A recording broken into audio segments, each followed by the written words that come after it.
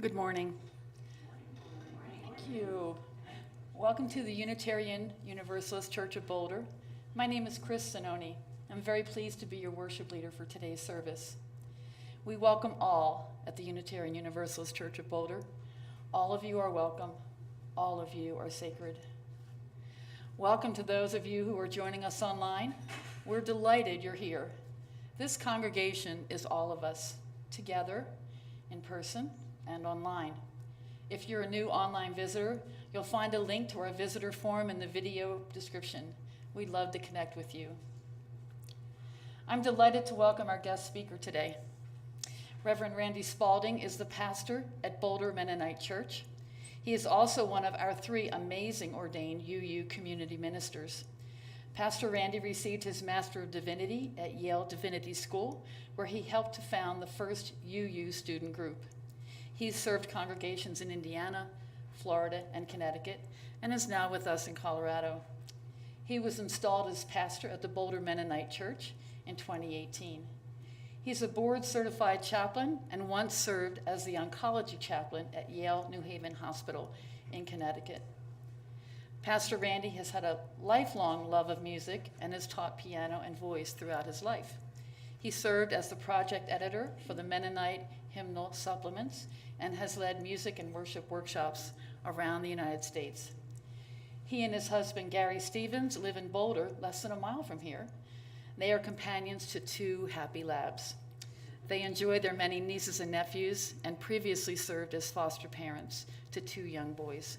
Welcome, Reverend Randy. Thank you for joining us today.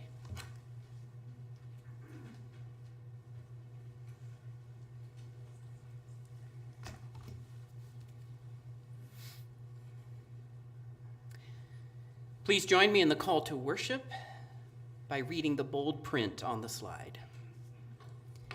If you are delighted to be here, and if you are tired or troubled, you are welcome. If your faith is strong, and if your faith is battered or frail, you are welcome. If you are eager to sing, and if you need to be quiet, you are welcome. The Spirit of life welcomes all to worship today and promises to meet us here.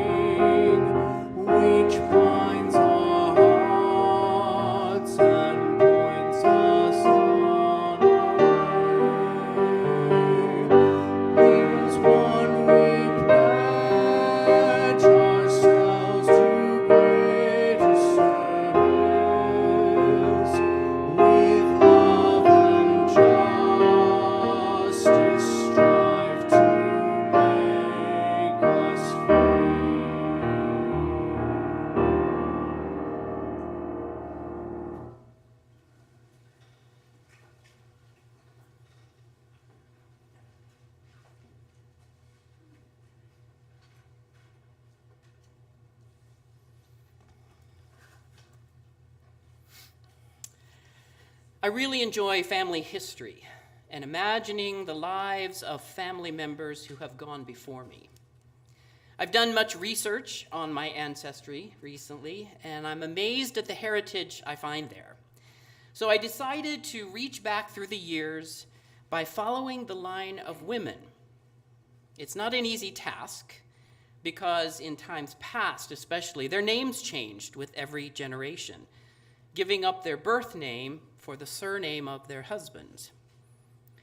But a little detective work revealed some amazing finds. My name is Randy Spaulding. My mother is Joyce Summers, and her mother was Idella Hostetler, and her mother was Jessie Bechtel. There we go. And her mother was Elizabeth Metzler. And her mother was Barbara Staley. So here's where the photographs end. So I had to imagine what this beautiful line of women might have looked like farther back. So Barbara Staley's mother was Veronica Fanny Husauer, and her mother was Mariah Keck, and her mother was Mary Troyer, and her mother was Magdalena Mast, and her mother was Barbara Risser, born in 1710 in Switzerland and who died in 1750 in Fayette, Georgia. So Barbara is my great-great-great-great-great-great-great-grandmother. All of these women lived quiet, rural lives, born into large families and birthing large families themselves. Raising children was their life's work, sewing, quilting, gardening, canning and baking, plowing, serving their church communities and families in steadfastness and love, or so I imagine. Records indicate that my great-great-great-great-grandmother, Fanny Husauer, and her husband, Peter Staley, were among the first settlers to move into the Elkhart County area of Indiana, described at the time as dense forest and infested with wild beasts. They lived in a covered wagon until they could put up a log cabin. Veronica had 11 children, 7 of whom survived to adulthood. Now, I'm not sure what these pioneering women would have thought if they could have looked into the future and seen that their lives would have resulted in me. Sure, there are thousands upon thousands of other family ties from these grandmothers, but they include me and my life. I can only hope I have brought honor to their life's legacy by living my life with integrity and honesty, compassion, and love. Some of us can trace our blood or adopted families back hundreds and hundreds of years. I think it's fascinating to see the tree of life expanding as you search backward and see the branches all connecting to other persons. We are all connected. And if you go back far enough in time, we all have a common ancestor. And if we go even farther back in time, we find we are related and connected to all living things. What a wonderful thing to know. And perhaps it may make me a bit more humble and caring to recognize that you and you and you and you are my kin, and that the animals, the trees, the bees, the zebras are all my cousins. We are all connected. And I hope you may celebrate that universal community with me today. Thank you.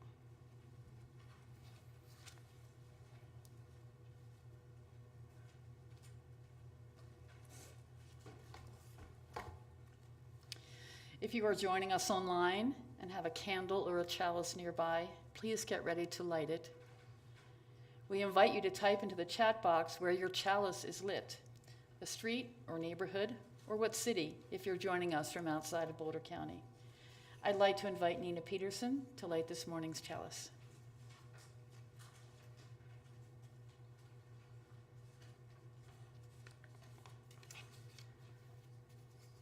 Thank you, Chris. Hello, everyone. When I got Randy's description of this service, I was struck by this phrase, lend ourselves to one another, as the essence of true community. I feel like that is such a beautiful way of thinking about community. It reminds me of the ways that what we do together is to offer sometimes clarity, sometimes comfort in times of chaos, change, and challenge, sometimes shared blessings, shared celebration. I think about how many times I have heard from someone, "Oh, I've been thinking about you." If you've ever been on the receiving end of that, when you know that people in this community are thinking of you, you know the power that that holds. It's not always words, though. Sometimes it's more of just a transmission. And I've learned a lot about transmission from my study over the last 20 years of universal Sufism. And 2 years ago, I took a very deep dive into that path. And one of the things that I learned, a practice that I learned, I think really encapsulated this idea of what are we doing when we're thinking of one another? So I want you to think about a member of our community, something that's happening in the world, an earthquake, the war in Ukraine, people struggling at the border, people not safe in their homes. What do you mean when you say, I'm thinking of them, I'm sending them energy? In my mind, what you're wishing for them is that they have a place of safety. They have a sanctuary, they have a refuge. In my Sufi studies, the word that I learned for that is aman. It's an Arabic word that represents protection. And for me, when I hear about some of these tragedies, there is a compassion that emerges, but there's also kind of a longing to do something. And the only thing that can be done is to pray. And so the prayer is Aman. And I just quietly think of Aman, Aman, Aman. And in that, visualizing that those people are whole and safe.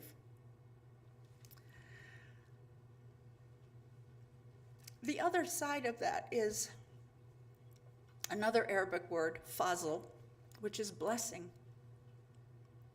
When someone is about to have a baby, when someone is to start a new job, when someone's life has been upended and you're hoping for them to turn it around, fazl is the word that I learned.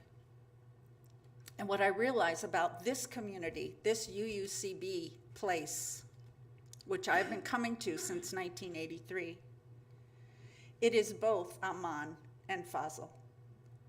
So I light this chalice with much gratitude for the safety and the blessing I've experienced here.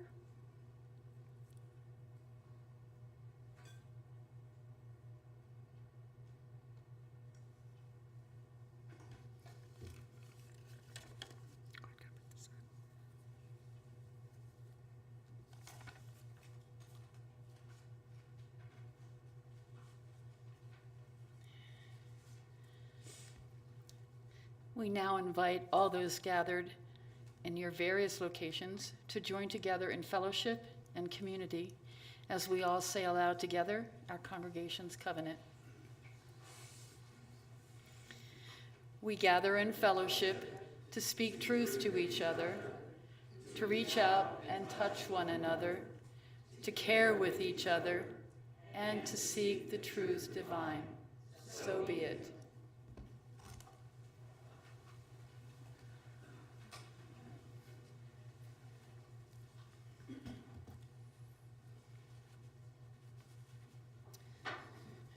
Nina, I think you've begun the work. But as we come into a meditative space and time, let's begin with just a few deep grounding breaths together. So I invite you to breathe in and out. And in and out. And as you continue to breathe, may the words of Wendell Berry bring us to a place of peace. When despair for the world grows in me, and I wake in the night at the least sound, in fear of what my life and my children's lives may be, I go and lie down where the wood drake rests in his beauty on the water, and the great heron feeds. I come into the peace of wild things, who do not tax their lives with forethought of grief. I come into the presence of still water,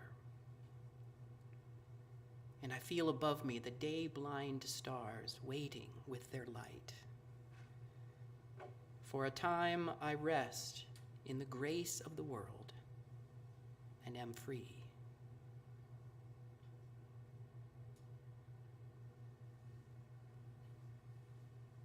Our commitment to connect bravely and be in community means we are called to be glad with those who rejoice and to weep with those who mourn.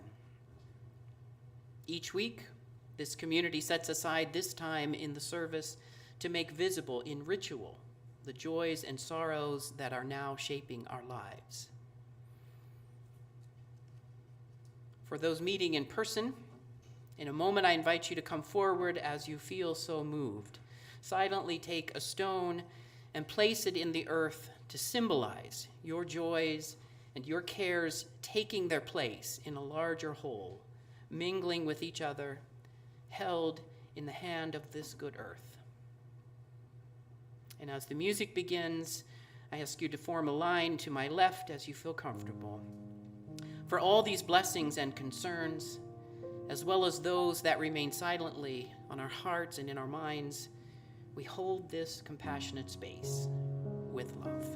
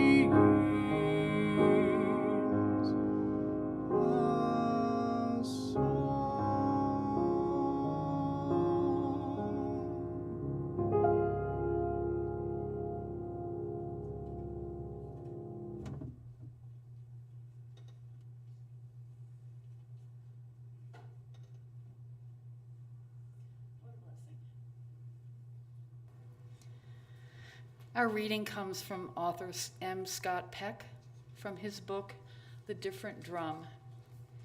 In and through community lies the salvation of the world. Nothing is more important, yet it is virtually impossible to describe community meaningfully to someone who has never experienced it. And most of us have never had an experience of true community. The problem is analogous to an attempt to describe a taste of artichokes to someone who has never eaten one. Exclusivity, the great enemy to community, appears in two forms: excluding the other and excluding yourself. If you conclude under your breath, well, this group just isn't for me, they're too much of this or too much of that, and I'm just going to quietly pick up my marbles and go home, it would be as destructive to community as it would be to a marriage. To conclude, well, the grass looks a little greener on the other side of the fence, and I guess I'm just going to move on. Community, like marriage, requires that we hang in there when the going gets a little tough. It requires a certain degree of commitment. Our individualism must be counteracted by commitment.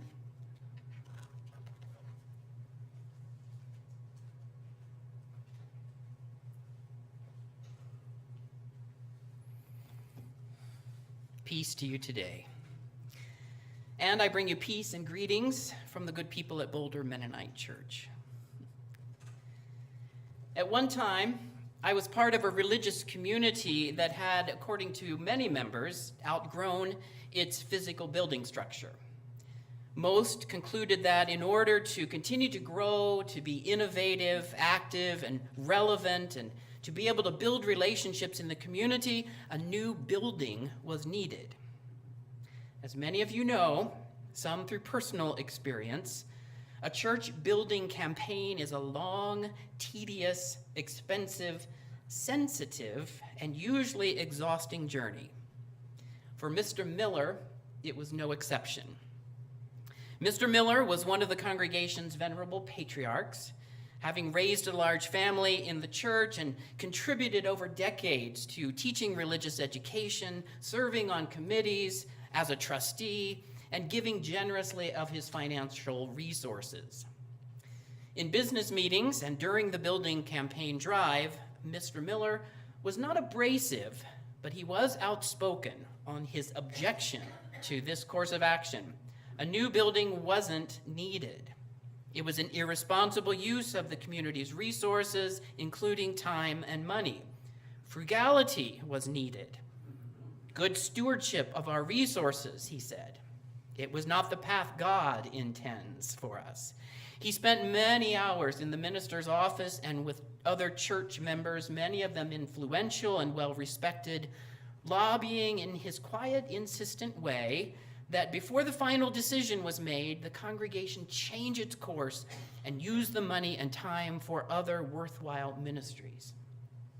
Each meeting of the building campaign, Mr. Miller was there at the microphone voicing his objections. The congregation and its leaders listened carefully to his and to all voices for and against. When the final vote was taken and the decision was made, Mr. Miller's hopes were not met. The church had voted to build. Many were concerned for Mr. Miller. Would he leave the congregation? Everyone knew he was disappointed. Was he disappointed and angry enough that his large family would stop attending and being a part of the community? It was possible a church split was about to occur. A groundbreaking service was planned for the following week, and to everyone's surprise and relief and a bit of confusion, Mr. Miller was the first person to show up with a shovel and building tools, with hot coffee, and his spouse's homemade cinnamon rolls, ready to begin digging the foundation of the church. This is my community, he said. We are one people. The congregation voted, and I now trust the decision of the community. It was done in a spirit of openness, prayer, and listening to one another. Yes, I'm disappointed I didn't get my way, but it's more than about me. It's about all of us. Whenever the topic of community and individualism comes up, I remember Mr. Miller, and his example has been a powerful witness to me. His story reminds me that in a very real sense, we are not our own. The essence of true community is recognizing that despite the rugged individualism and self-reliance and the my way or the highway mentality that a large part of our culture lauds as of the highest value, we need each other. And we need to commit ourselves to the work of community building, where everyone's gifts are recognized and all are heard, even if my way is not the final decision. It's always been fascinating to me that our culture takes great pride in this sense of my independence and my self-awareness and my own unique individuality and my needs, often over and against any sense of communal commitment or assent to a way other than the way I deem best or appropriate. And these are sensitive and deeply important things. But in the 21st century, our sense of self continues to be challenged. Recently, scientists have unveiled the first catalog of the bacteria, viruses, and other microorganisms that live in, quote, every nook and cranny of the human body. The evidence is clear. We are not our own. My body contains about 100 trillion cells, but maybe only 1 in 10 of those cells is actually mine, is actually human, according to the National Institutes of Health experts. You and I cannot exist without our community of microbes that live on and inside of us. They are part of our evolutionary journey. We live in this symbiotic relationship with these little critters. We give them a place to live, and they help keep us alive and healthy. I am not me without the 10,000 species of microbes that are happily attending this worship service with me. They're singing and meditating and preaching with me in my mouth and my nose and my gut, behind each ear and inside each elbow. All of us have to work together to make the me community work. We have to listen to one another, commit to the task of caring for all the part of me, and find ways to keep the me community in balance and in harmony. If all the gut microbes decided for any reason to leave the me community, neither the gut microbes nor the rest of us would be very happy or healthy. It's like all the cellists in a Beethoven symphony deciding they don't need the rest of the orchestra to make the symphony work.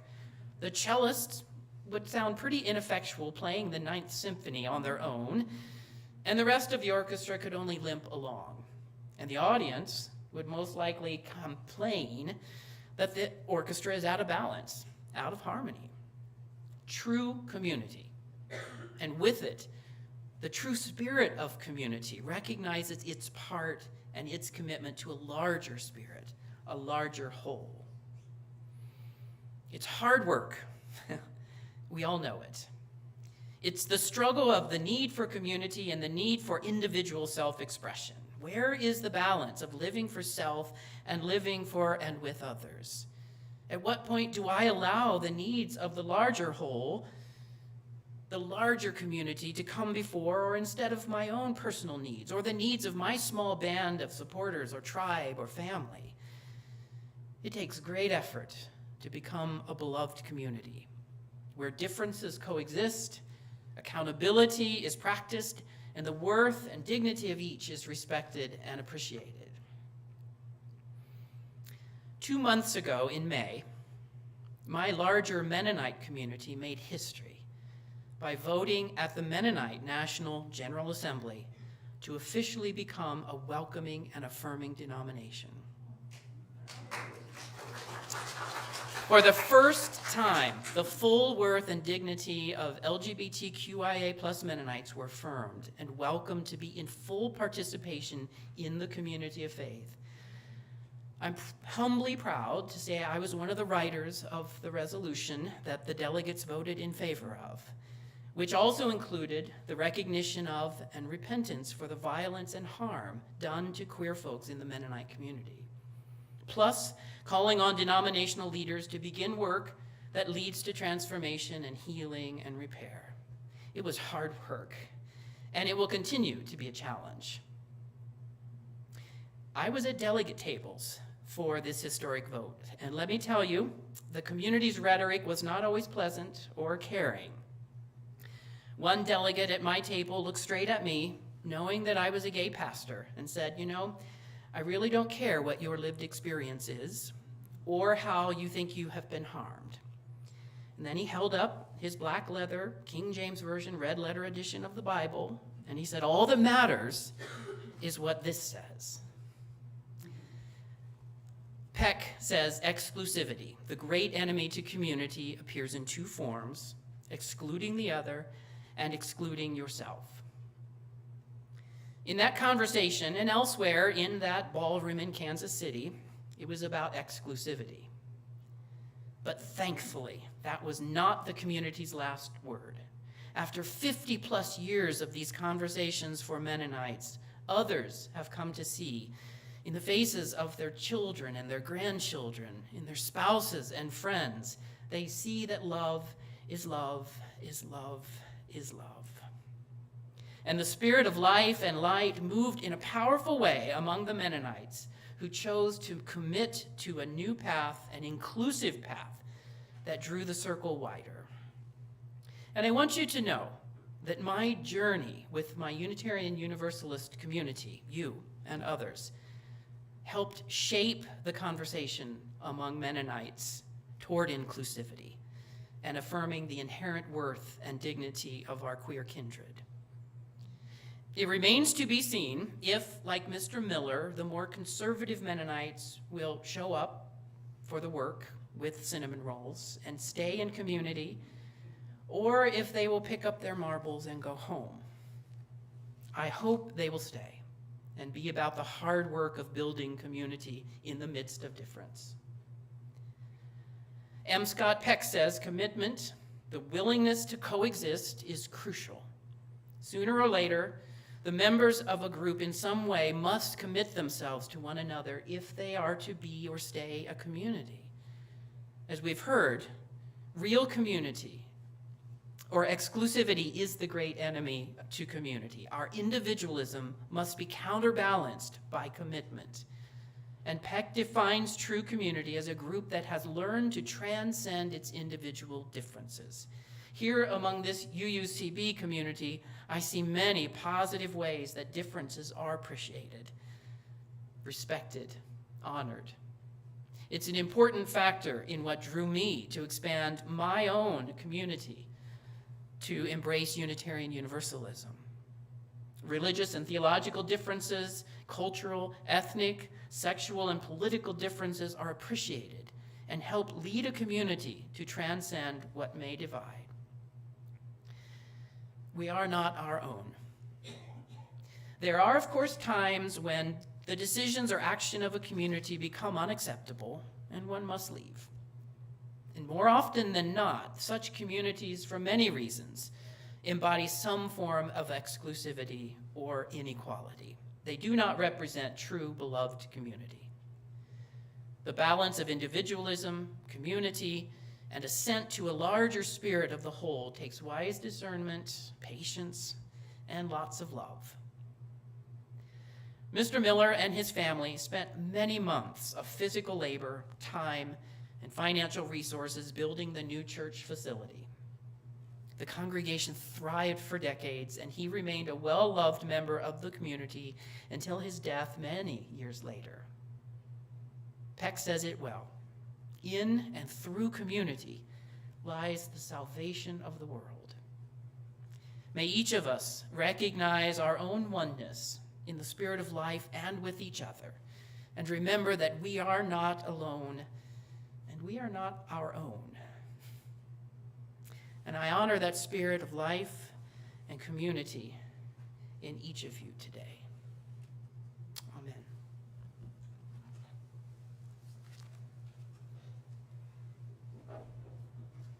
Would you please stand?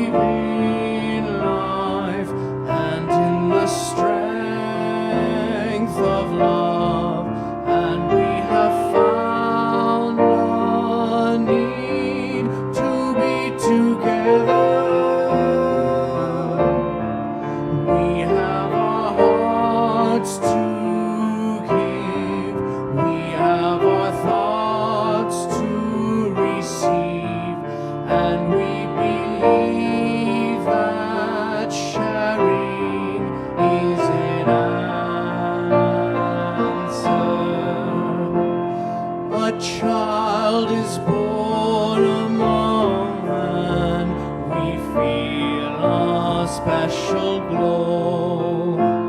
We see time's endless journey as we watch the baby grow. We thrill to hear imagination freely running wild. We dedicate our minds and hearts to the spirit of this child, and we believe in life and in the strength of love, and we have found our need to be together.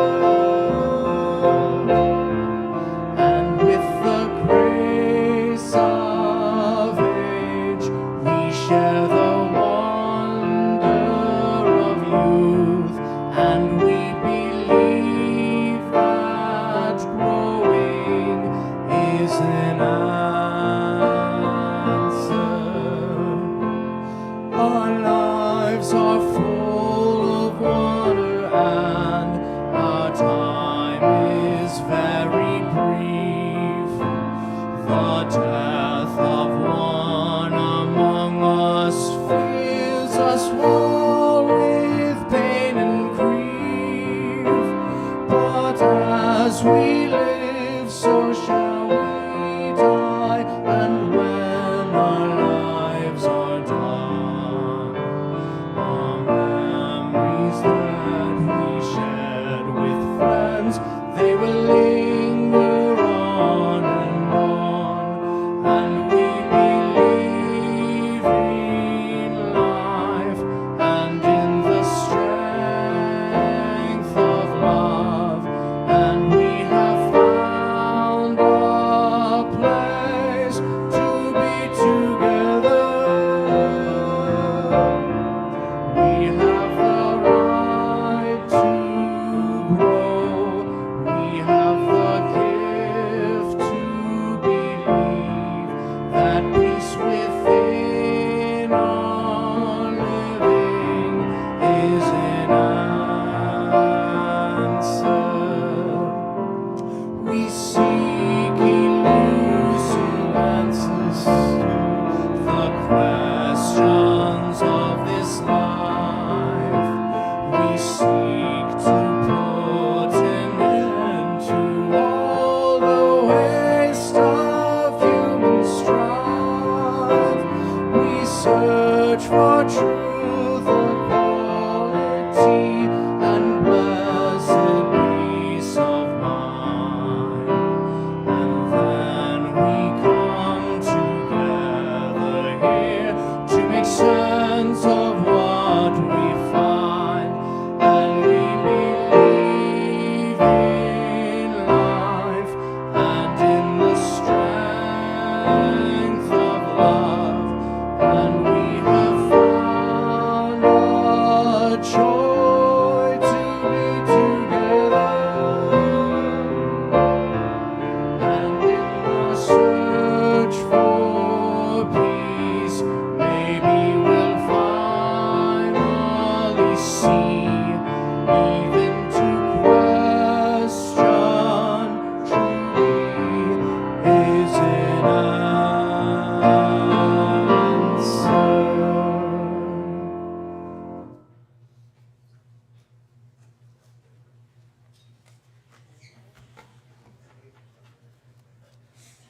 This month, our offering goes directly to support the work of our UUCB congregation. I invite you to give as generously as you're able. The ushers will pass the baskets, or you can scan the QR code with your mobile phone. For those online, you'll find a link in the video description. May our gifts be used to enact justice, bringing peace and love to the Boulder community.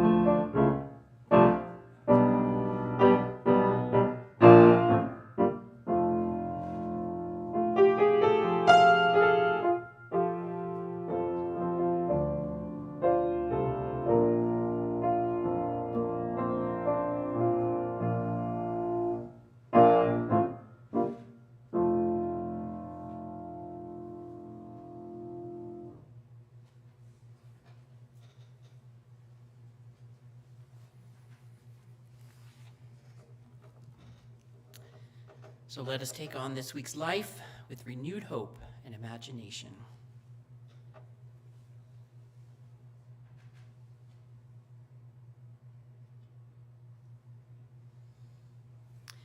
The light has not gone out. We extinguish the light of the chalice here that it might glow gently in our hearts. May it light your path as you leave this place. May it guide your way until you gather again as a beloved community, if faith once again. Will you rise in body and spirit as we close in song?